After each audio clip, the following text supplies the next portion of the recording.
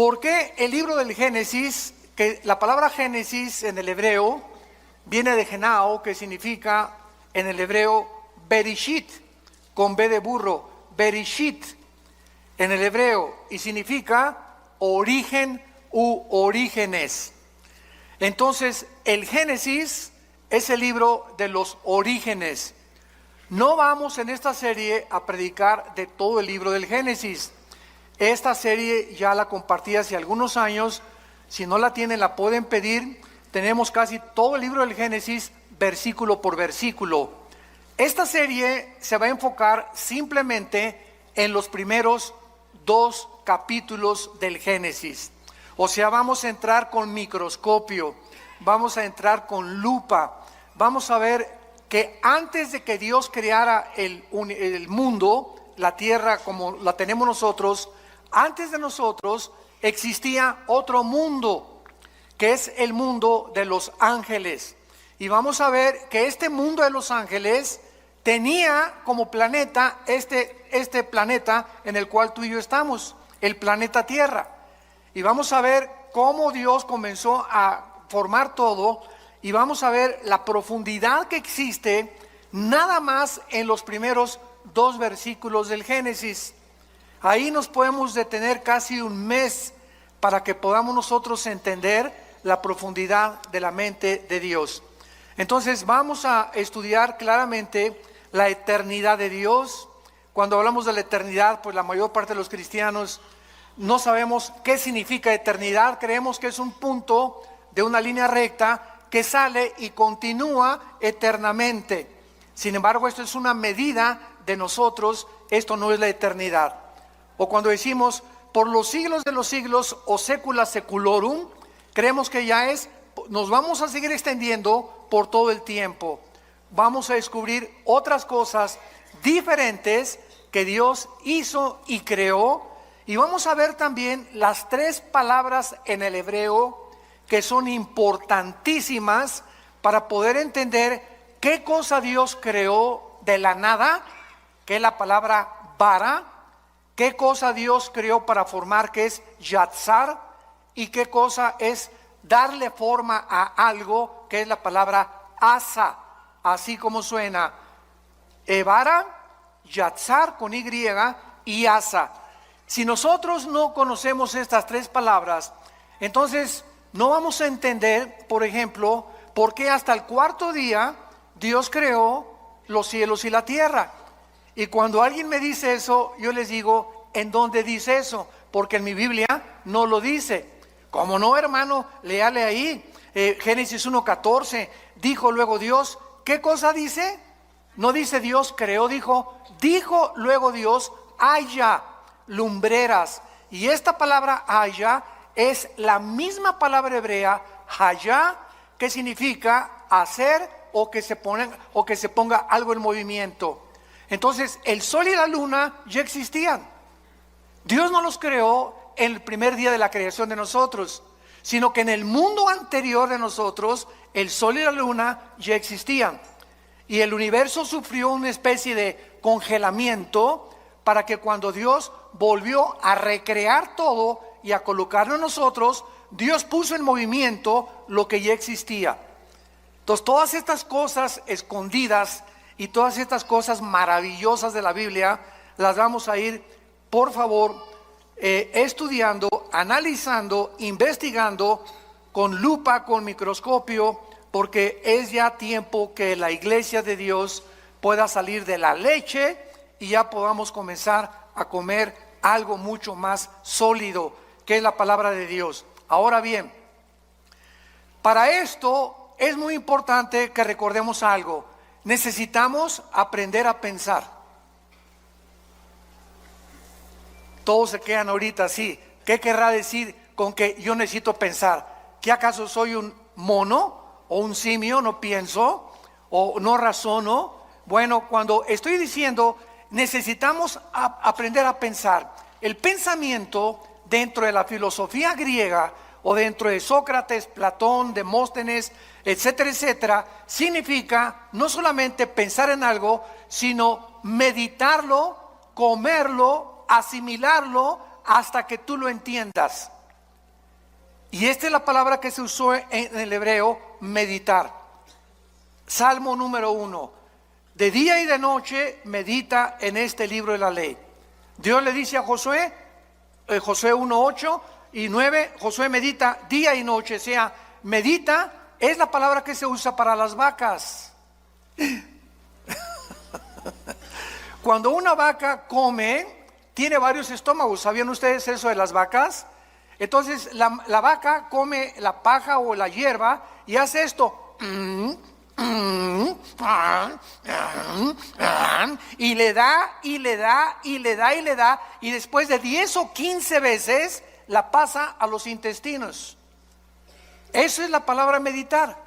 De tal manera amó Dios al mundo que dio a su Hijo. De tal manera, y comienzas, de tal manera. ¿De qué manera, Señor? Y ahí hay una pregunta. Amó Dios al mundo. ¿Nos amaste? ¿Qué significa el mundo? ¿Las personas o el planeta Tierra? Que dio a su Hijo unigénito. ¿Qué significa que nos diste a tu Hijo? Y te vas analizando cada frase, la vas asimilando, vas pensando en ella y de repente, eureka, como decían los griegos, lo entiendes y comienzas a descubrir la iluminación que necesitamos de la palabra de Dios que nos la da el Espíritu Santo. Entonces ya adquiere la Biblia vida a tu espíritu, porque has aprendido a leerla. Y no basta leerla, hay que estudiarla, hay que meditarla, pensar en ella y hay que memorizarla. Yo no les pido a nadie que levante su mano en esta mañana, pero ¿cuántos de ustedes memorizan 2 o 4 versículos diarios? Si yo te paso al frente de perdidas, ¿puedes decir de memoria el Salmo 23? ¿Ya de perdida? ¿O podrías decir de memoria el Salmo 90? ¿O nada más Juan 3:16? Estoy hablándoles muy en serio, O sea, si el cristiano no memoriza la Biblia, no vas a poder expandir tus pensamientos ni tu comprensión de la voluntad de Dios. Tenemos que memorizarla todos los días. Ponte en un papelito, Filipenses 1:6, estando persuadido que el que comenzó la obra la perfeccionará hasta el día de Cristo. Lo pones ahí en tu espejo, lo pones en tu carro, en lugar de venir con el celular ahí, lo pones en tu oficina, lo pones en tu computadora y estás pensando y repitiéndolo en la noche. Mi amor, por favor, pídeme que te repita tus versículos, y le estás dando y dando. Hermano, es que a mí no se me queda nada, porque nunca piensas. Yo no tengo memoria porque no la has practicado. Pero si no estás en un psiquiátrico, tienes memoria. Si no estás mal de la cabeza, tienes memoria. Y no se te quedan las cosas porque nunca lo has practicado. Es como un músculo la memoria. Tenemos que estar ejercitando y vas a descubrir que podemos llegar a memorizar capítulos enteros, salmos enteros de la Biblia. Entonces todo esto es lo que se llama, y lo que le dice Pablo a Timoteo en su segunda carta: esfuérzate en la gracia de Jesús. Necesitamos poner más de nosotros para poder comprender más la mente de Dios. Hace muchos años, en Job capítulo 38, versículo 4,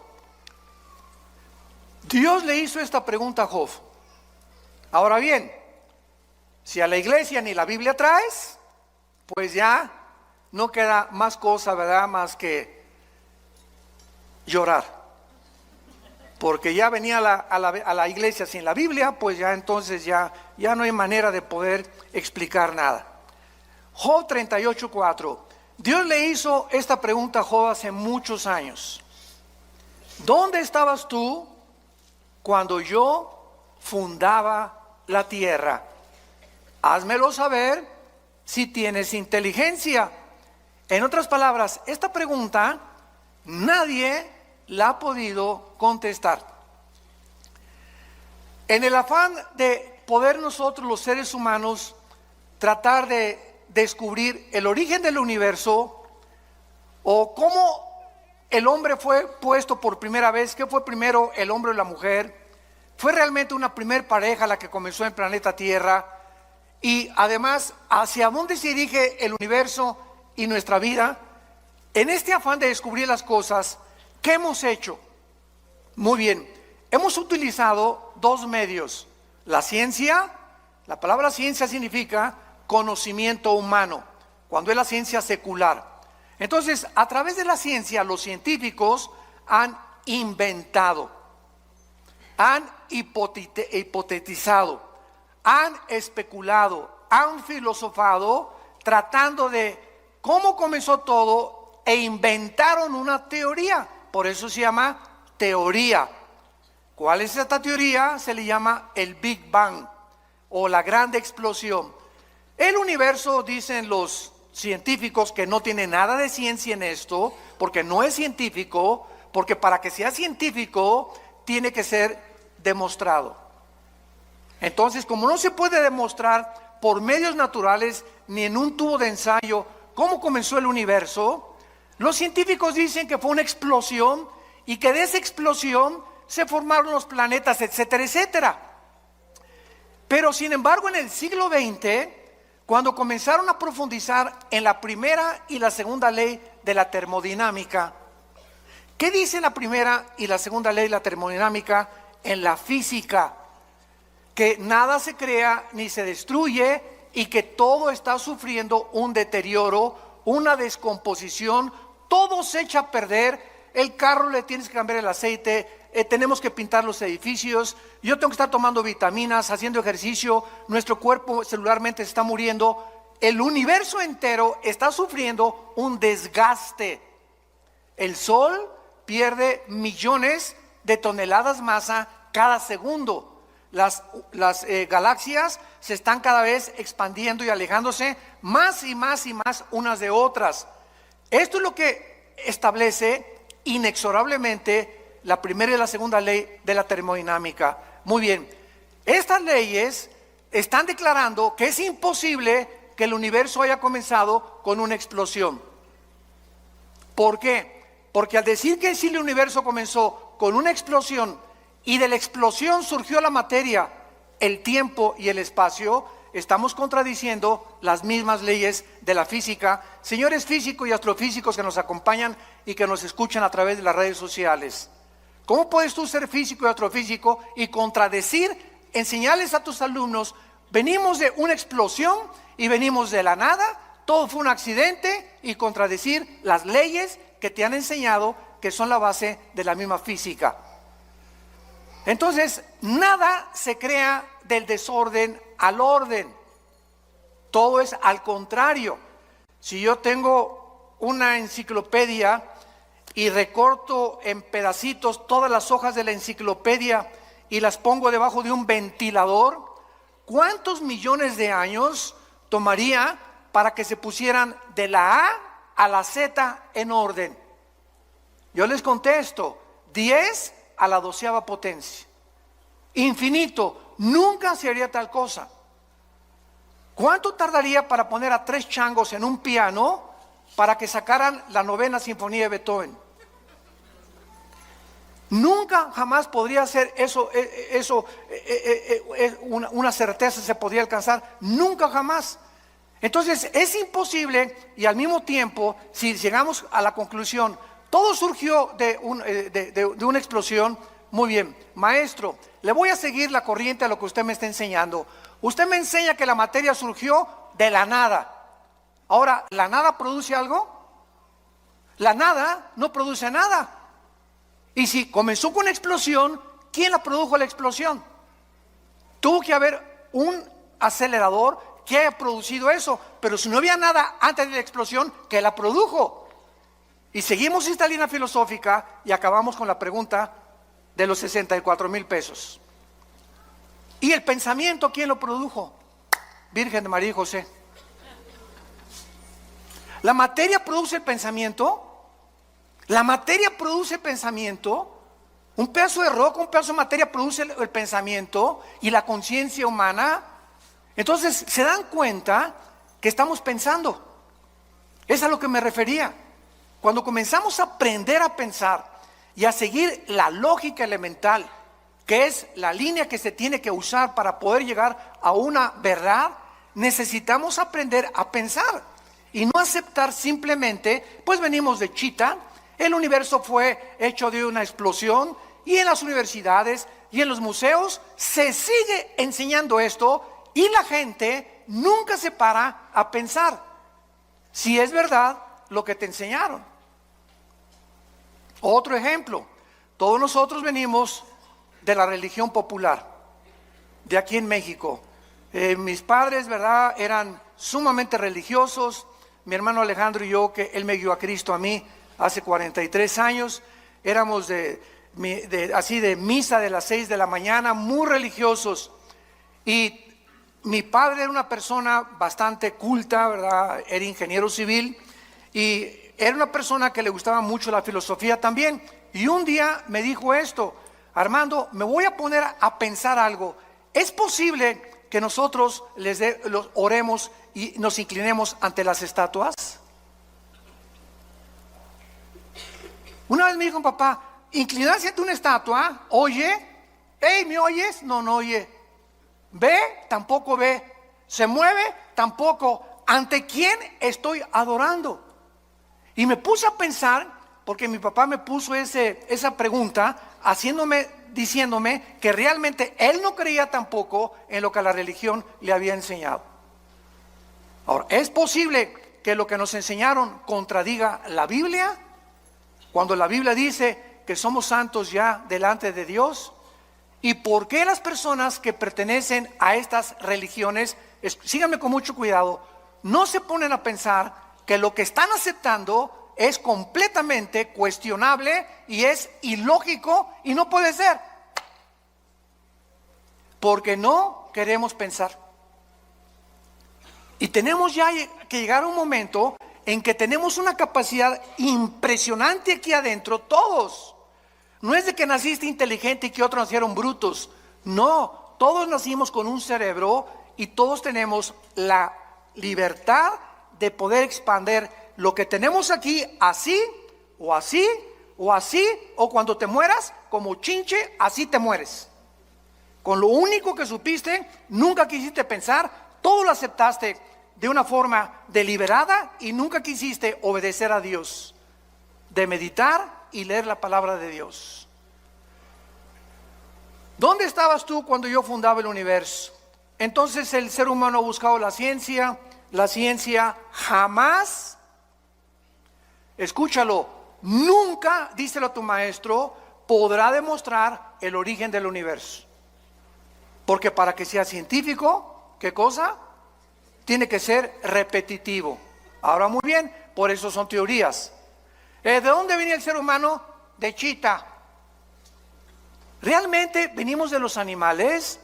¿Puede un camello convertirse en un hipopótamo? ¿Puede una jirafa convertirse en un venado? ¿Puede un tiburón convertirse en una ballena? ¿Puede una bacteria convertirse en un microbio o un microbio en una bacteria o una bacteria en otra partícula microscópica del mundo microscópico? Esto contradice la genética. ¿Qué dice la genética ahora que descubrieron el ADN? 1954, los doctores Crick y Watson, que tenemos dentro un software en las millones de células de nuestro cuerpo, donde dentro de mi célula tengo una particularidad donde está escrito quién soy. Esto está tremendo. Dentro de nuestro cuerpo, en cada una de tus células, está escrito quién eres, cuántos años vas a vivir, qué color de ojos tienes, qué color de tu piel es, el color de tu cabello, la altura, la mancha de tu abuelita, las orejas de papalote de tu abuelo, el carácter emocional berrinchudo de tu mamá, etcétera, etcétera. Todo eso está concentrado en el ADN, en el ácido desoxirribonucleico, ADN, dentro de nuestra célula. ¿Quién puso esa información ahí? El ADN de un camello es diferente al ADN de un hipopótamo, de un tigre, de un perro, de una vaca, etcétera, etcétera. La biología y la genética impiden la mutación de una especie a otra especie. ¿De dónde inventan que venimos de los animales? Nunca se han puesto a pensar. Ya la biología, las leyes de la ciencia, de la física, contradicen la teoría de la evolución que te enseñan en la universidad. ¿Y por qué te la siguen enseñando? ¿Por qué esos maestros que te la enseñan no quieren pensar? ¿Y por qué no quieren pensar? Porque les falta honestidad intelectual. Porque si fueran honestos intelectualmente podrían decir: oye, la biología niega la evolución. Los aminoácidos, que son los ladrillos de la vida, han impedido, impiden e impedirán la evolución. La física impide la evolución. ¿Por qué? Porque no venimos de menos a más, vamos de más a menos. La genética impide la evolución por la construcción del ADN, que no se puede hacer una mutación de una especie a otra especie. Y como dijo Dion Teofilito, en mi tierra, y seguirán buscándolo. El famoso eslabón perdido. Entonces, cuando tu maestro se vuelva a levantar en la universidad y te diga: venimos de los animales, y Darwin realmente no se ha equivocado en su libro El origen de las especies, levántate y dile a tu maestro: deme usted una muestra de una mutación de una especie a otra especie, y voy a creer que venimos de chita. Pero se sigue enseñando. ¿Por qué se sigue enseñando? Porque no quieren pensar y porque saben que si se ponen a pensar van a acabar en la Biblia.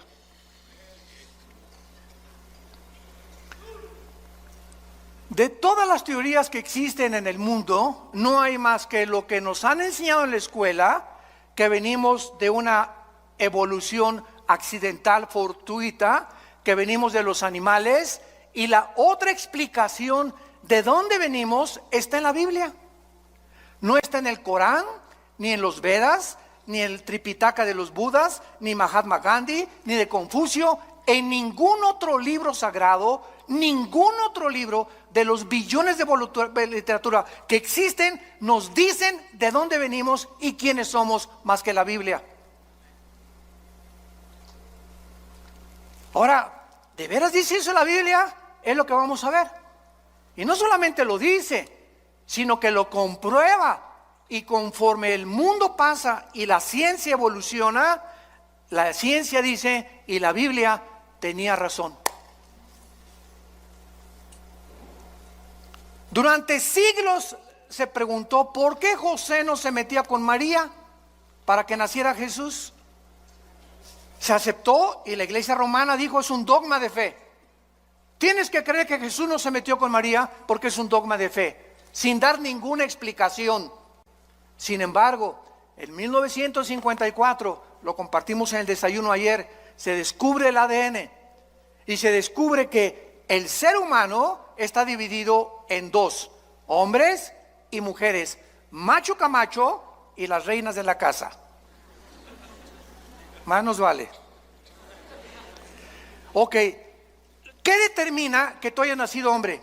¿Y qué determina que tú hayas nacido mujer? ¿Sabes qué determina que seamos hombres y que tú hayas nacido mujer? Nuestros cromosomas. Los cromosomas de la mujer son XX. El hombre tiene XY. El cromosoma Y no lo tiene la mujer, lo tiene el varón. En otras palabras, cuando mi papá se juntó con mi mamá, el cromosoma Y de mi papá ovuló el cromosoma X de mi mamá y nací macho camacho.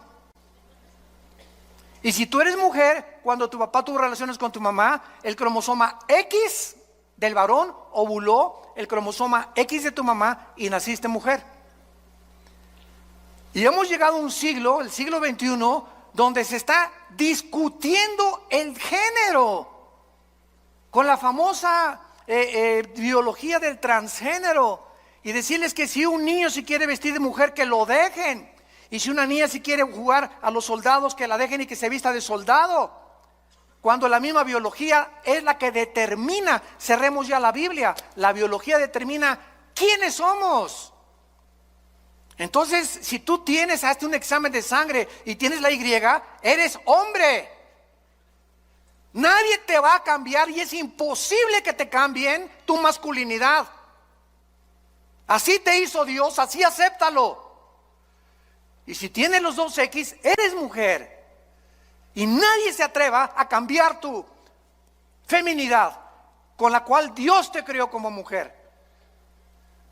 Hemos llegado a un grado de dioses, de decir, cambiemos a este hombre en mujer y esta mujer en hombre. Y llegar al grado que es el síntoma más grande de descomposición social, de poder llegar hasta el matrimonio, hombres con hombres, mujeres con mujeres. Y destruir el patrón de la familia que tiene su origen en la Biblia y creer que ahora la familia es hombre, con niños, mujer y mujer con niños. Y la Biblia dice que la familia es un hombre con una mujer que fue la que parió a mis hijos y esa es mi familia delante de Dios. ¿A qué grado hemos llegado por no pensar? Lo aceptamos todo y se está convirtiendo en normal. Ya se está aceptando como algo normal. Y ahí están en las bodas de hombres con hombres. Ay, mijito, que se casó con Pepe y Pepe con Carlitos. Que sean felices. ¿Cuál felices? Es una mentira. El 63% de las personas que se han querido cambiar el sexo en el transgénero, lo dicen los psiquiatras, se han suicidado.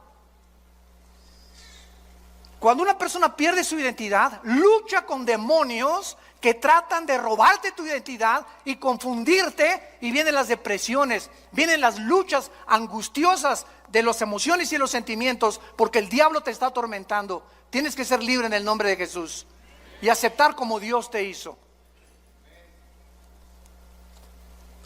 Nadie aplaude, pero que Dios los bendiga. A la palabra de Dios. Muy bien. Y por otro lado, en su afán de descubrir el origen de las cosas y del universo y nosotros, se ha recurrido a la ciencia y a la brujería, al ocultismo, a las limpias, a tratar de penetrar en el mundo del más allá, con espíritus, con contacto con los muertos, con contacto con los espíritus, porque no sabemos quiénes somos, ni a dónde se van los muertos, ni qué nos da la energía, ni qué nos da el poder. El hombre ha caído en la brujería desde los tiempos de Babilonia, en la Torre de Babel. La Biblia dice que la brujería, la astrología, la magia tuvieron su origen en Babilonia, que es la ciudad más nombrada después de Jerusalén en la Biblia. Comienza la Biblia en Génesis 10 con Babilonia y termina en Apocalipsis 17 y 18 con Babilonia otra vez, porque significa confusión.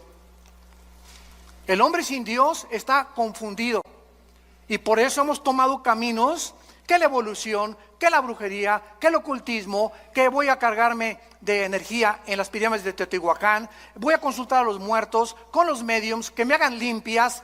Todas estas cosas son el fruto de la ignorancia de la Biblia. Jesús dijo, yo soy la luz, y bajó del mundo hace 2000 años para alumbrar nuestros ojos. Vivimos en un mundo oscuro, santos de Dios, damas y caballeros. Un mundo perdido, cada quien trae su rollo, cada quien por su camino. Ya los gobiernos no saben cuál gobierno, cuál ideología es la buena. Los economistas están perdidos, las religiones están perdidas, la filosofía está perdida. Ya no hay forma de relativismo, humanismo, hedonismo, etcétera, etcétera. El mundo sigue así, ¿por qué? Porque estamos en tinieblas. Y Jesús hace 2000 años vino a sacarnos de las tinieblas. Y te ofrecen esta mañana, y ustedes que nos escuchan, salir de esa oscuridad, que las vendas se te caigan, recobrar tu verdadera identidad y ser feliz con una vida en abundancia, que es la vida que Cristo nos vino a dar. Muy bien.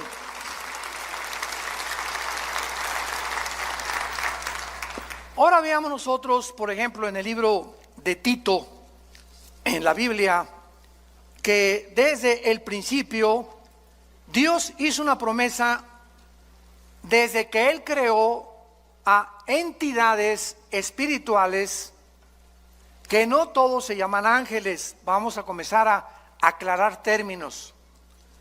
La Biblia le ha llamado ángeles a los serafines, a los querubines y desde luego a los ángeles. La palabra malak, con M de mamá y K al final, malak, en el hebreo significa enviados o correos. Y la palabra angelus en el griego, que se tradujo ángeles, significa lo mismo, mensajeros. Entonces, Dios creó, lo vamos a ver, serafines que se encuentran arriba de Dios. Arriba, todos los días diciendo santo, santo, santo. Dios creó después a otras entidades espirituales que se llaman querubines. La palabra querubín significa los que arden en el hebreo, los que arden. Y acuérdense que cuando Dios diseñó el arca en el tabernáculo, puso dos querubines, ¿se acuerdan? Inclinados con alas, dos alas cada querubín, mirando hacia el propiciatorio, hacia donde la sangre, el sumo sacerdote, una vez al año la derramaba. ¿Por qué? Porque los querubines en la Biblia significan la protección de la santidad de Dios. Entonces, los querubines no son mandados al mundo ni al universo. Son criaturas que están cerca de Dios, pero los ángeles son las criaturas que Dios creó y que se parecen a nosotros. Los ángeles son igualitos a los seres humanos. Si se apareciera ahorita un ángel, no distinguirías si es un ángel o es un ser humano. Dice Hebreos 13:4 que muchas veces hemos hospedado gente que no nos hemos dado cuenta que son ángeles. Aun cuando en su verdadera esencia los ángeles son altos, ¿verdad?, luminosos y fortísimos. Uno solo mató en el Antiguo Testamento a más de 3,000 filisteos. Entonces, los ángeles son los mensajeros de Dios. Las criaturas que Dios ha enviado desde donde Él habita hacia el mundo donde tú y yo vivimos. Y los ángeles, dice Hebreos capítulo 1, nos sirven a nosotros para cuidar.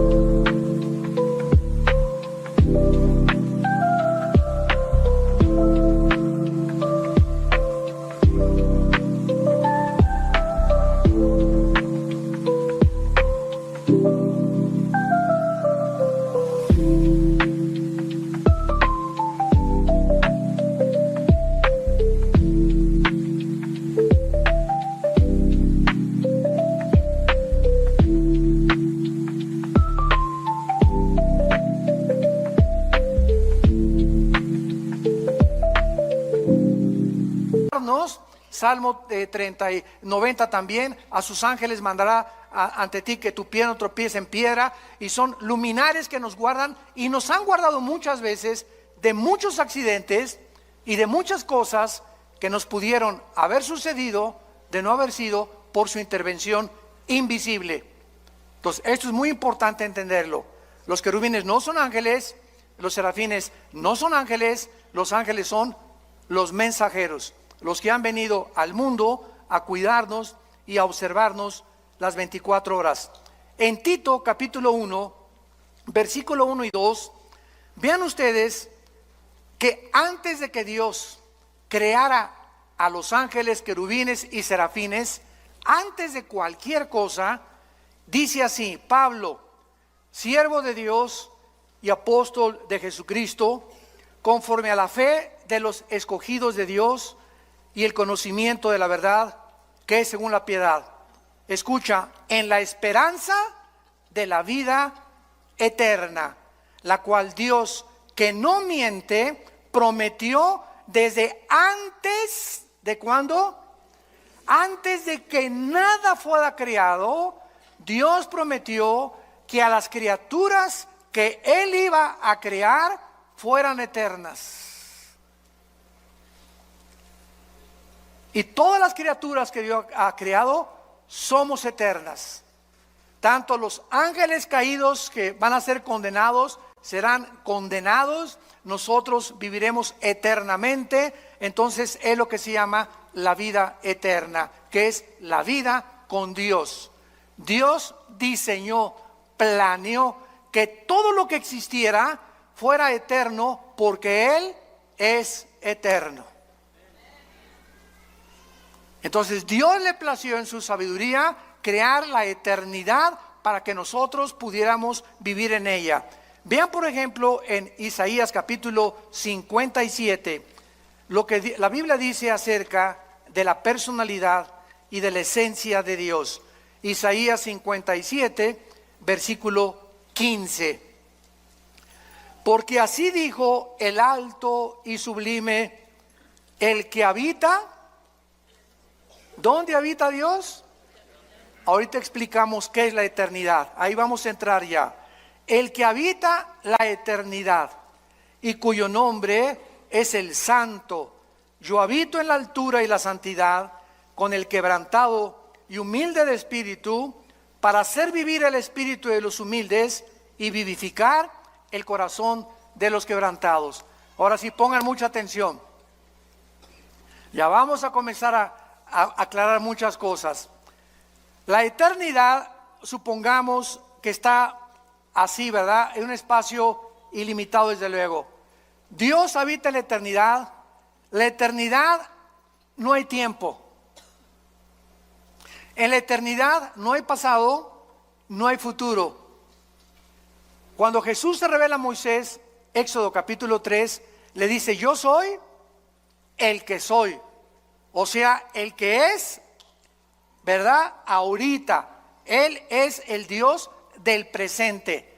Yo sé que es difícil de entenderlo porque nosotros habitamos en 4 dimensiones donde hay pasado, presente y futuro, pero ahorita los fusibles no se les van a fundir.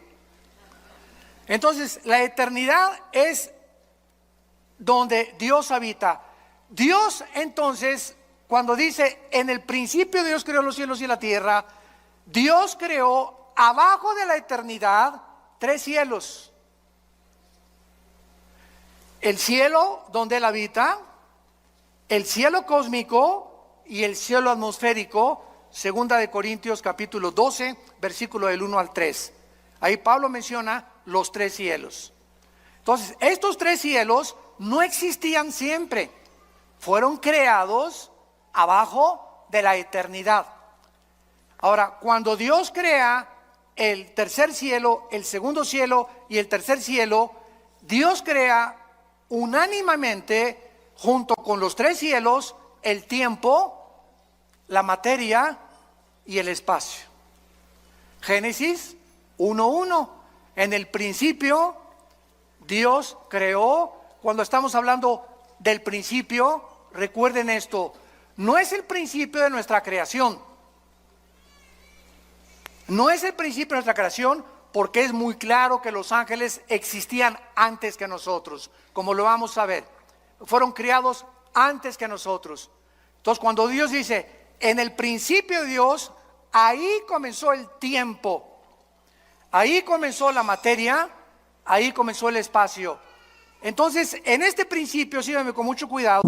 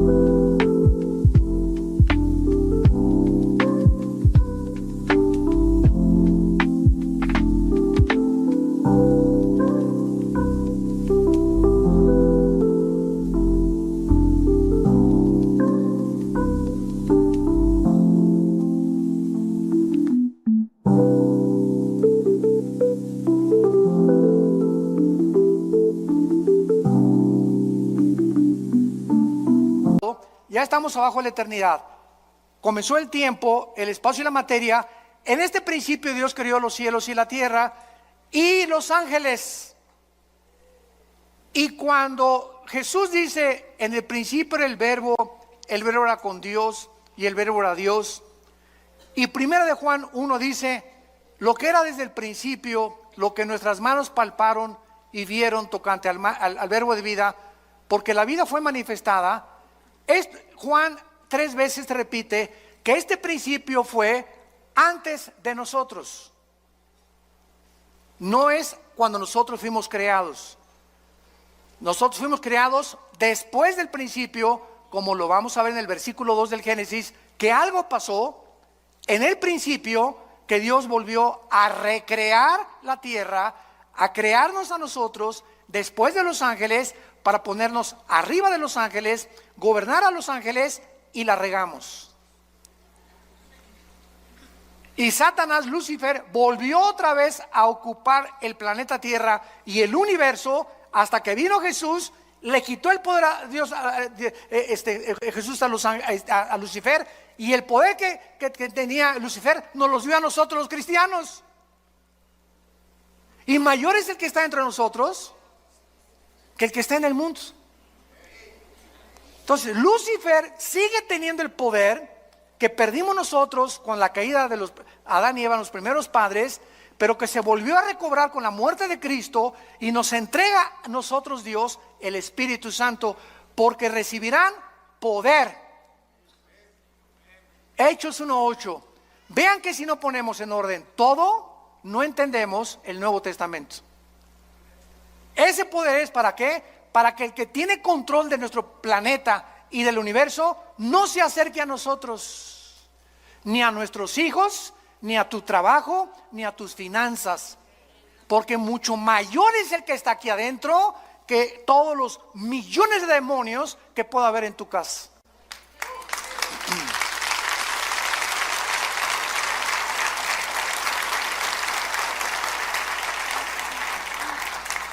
Ya, por favor, no digan, pastor, ¿puede venir a mi casa a echar el chamuco fuera? Pastor, oigo ruidos en mi casa, tengo mucho miedo, ¿puede venir a orar por nosotros a la casa? ¿Qué no sabes que tú tienes el mismo poder? ¿Pero por qué no lo sabes? Por la ignorancia de la Biblia. No la estudias, no la meditas, no la lees, no te ha iluminado el Espíritu Santo, el entendimiento para saber que en tu casa tú eres el sacerdote con tu esposa, y tú puedes llegar a tu casa y en el nombre de Jesús, aquí se va cualquier espíritu que no sea el de Dios, y aquí habita Jesús, y mi casa es tuya, Señor. Mi dinero en el banco no es mío, es tuyo. Todo lo que tenemos es tuyo. Cualquier daño que le quieran hacer a tus bienes, Señor, te lo hacen a ti, no a mí, porque me pongo a tu disposición, porque tú me hiciste, y de tu gracia damos y de tu gracia recibimos.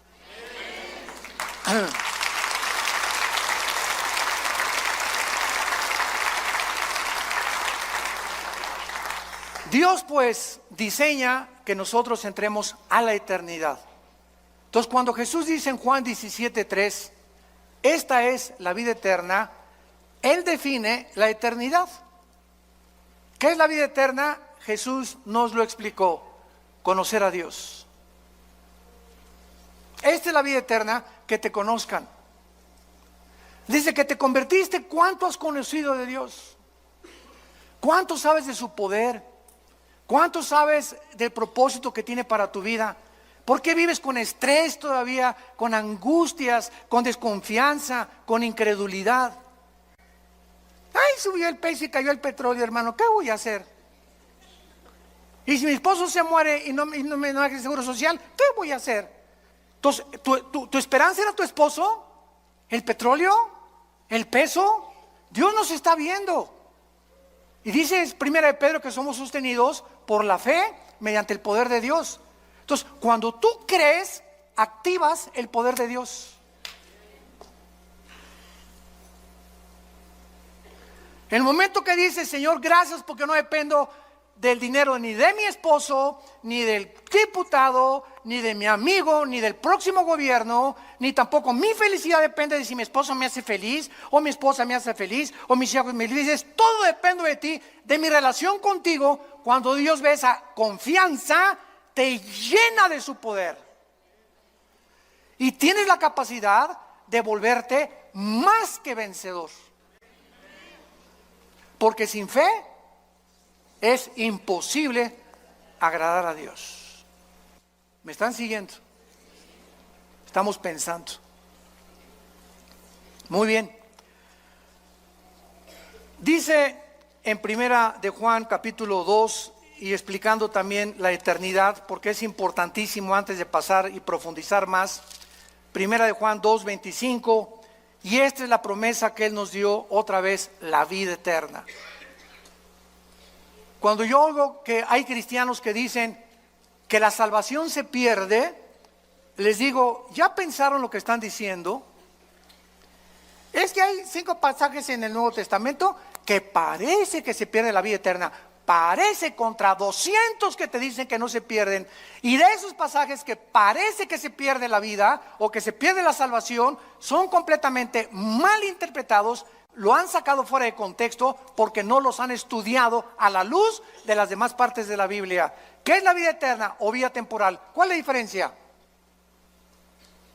¿No sabes cuál es la temporalidad? He venido para darles vida temporal. ¿Eso dice la Biblia? No, ¿verdad? Nos viene a dar vida eterna. O sea, cuando un cristiano recibe al Espíritu Santo, en ese momento, dice Efesios capítulo 2, en ese momento entramos a la eternidad. Ya somos eternos. Por eso no vamos a morir espiritualmente jamás ya.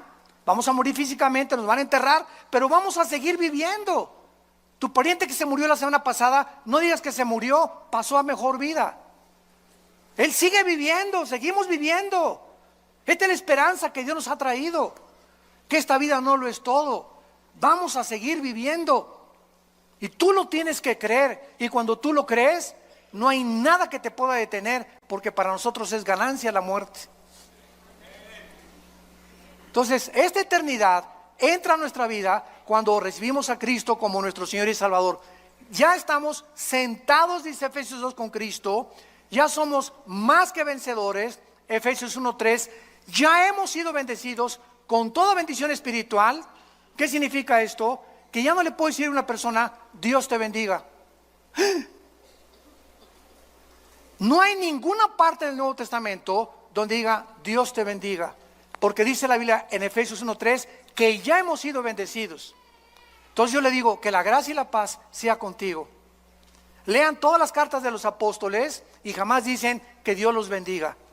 ¿Por qué? Porque ya estamos bendecidos. En otras palabras, ¿tú crees que por decirme Dios me bendiga me va a bendecir?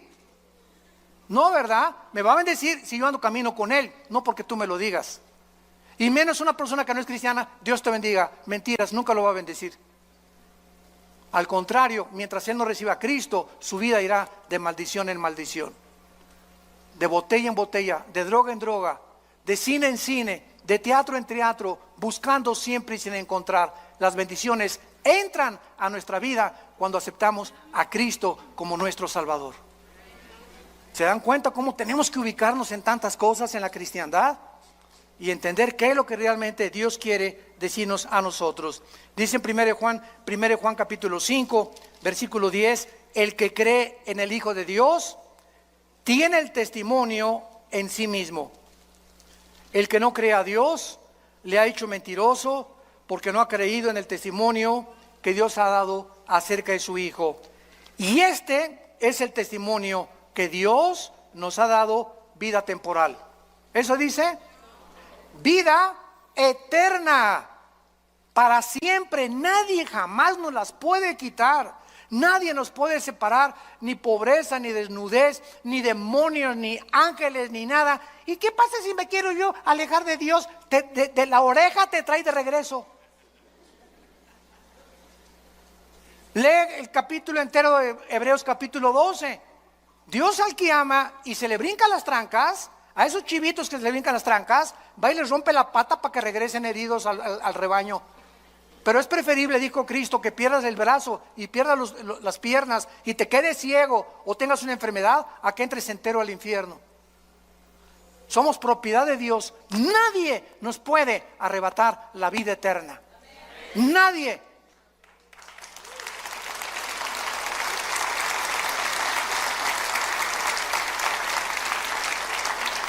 Dios nos ha dado vida eterna y esta vida está en su Hijo.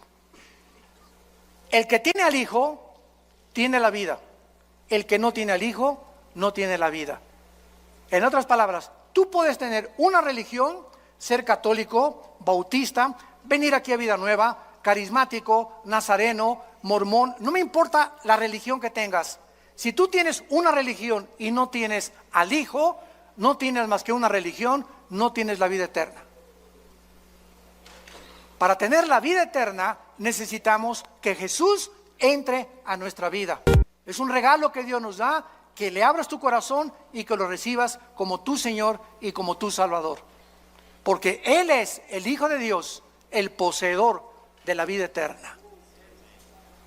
Y finalmente, regresamos a Génesis capítulo 1 y vemos nosotros que al abrir la Biblia, el Espíritu de Dios, lo primero que hace al abrir la Biblia es llevarnos a las primeras palabras que Dios consideró, porque son las primeras palabras de Dios. Dios consideró que era lo primero que tenía que decirnos, que toda la creación tuvo un principio, en el principio. El universo no es eterno, hubo un principio. La ciencia, gracias a Dios, el siglo XX lo reconoció por la segunda ley de la termodinámica, que es imposible que el universo haya sido eterno. Tiene que haber tenido un principio, como la Biblia lo establece y como las leyes de la física lo confirman también. Ahora bien, si el universo tuvo un principio y nosotros de ese principio nos alejamos cuando pecamos contra Dios, cuando tú recibes a Jesucristo, tu vida comienza a tener un principio. Comienzas otra vez a caminar con Dios. ¿Ya naciste de nuevo? ¿Ya tienes a Jesucristo como tu Señor y Salvador? Porque en el momento que tú lo haces, en el principio de mi vida, fue hace 43 años, mi vida antes de que yo fuera cristiano era un desastre. Pero cuando comencé con Cristo, comencé a caminar con Dios. Y a partir de ese momento, todas las bendiciones de Dios, el plan de Dios, la eternidad, lo comencé a comprender. Las vendas se nos caen de los ojos y comenzamos a ver la luz de Jesús. Ustedes son la luz, dijo Jesús en Mateo 5, así alumbre vuestra luz delante de los hombres. Dios te quiere salvar para que vayas con tu familia que está en la oscuridad, en el paganismo, en la idolatría, en las religiones. Somos la luz del mundo a tus amigos, en tu bufete de abogados, en tu consultorio médico, en tu taller de carpintería, en tu escuela, en tu secundaria. ¡Alumbra! Levanta la voz, no seamos cobardes. Dios no nos ha dado un espíritu de cobardía, sino de poder.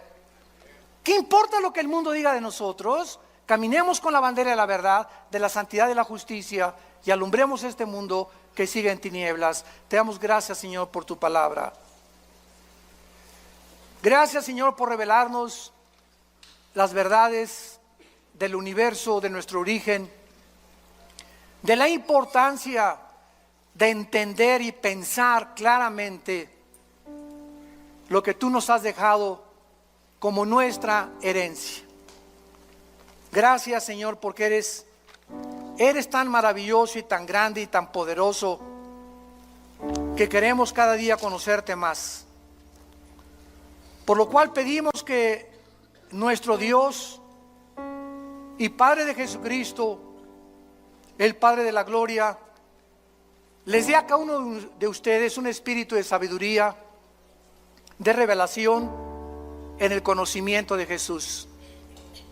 Ser más que vencedores, ser guerreros y guerreras de Dios, valientes, porque aunque venga el enemigo como un río, levantaremos bandera contra él, porque mayor es el que está dentro de nosotros. Y no tenemos un espíritu de cobardía, sino de poder, de amor, de dominio propio. Y que el Dios de esperanza te llene de todo gozo y paz en el creer, para que abundes en esperanza por el poder del Espíritu Santo y seamos capaces de llegar al final de nuestra vida y acabar diciendo con el apóstol Pablo: he acabado la carrera, he peleado la buena batalla de la fe, por lo cual nos está esperando la corona de la vida. Y todos ustedes en esta mañana que no tienen a Cristo, que no estás seguro de que Jesús vive en tu vida, ahí desde tu lugar, ustedes que nos ven por las redes sociales, dile con todo tu corazón: Señor Jesús, te pido perdón por mis pecados. Creo que en la cruz pagaste con tu sangre por ellos, que a los 3 días te levantaste entre los muertos, y que entres a mi corazón en este instante como mi Señor y mi Salvador. En el nombre de Jesús. Amén.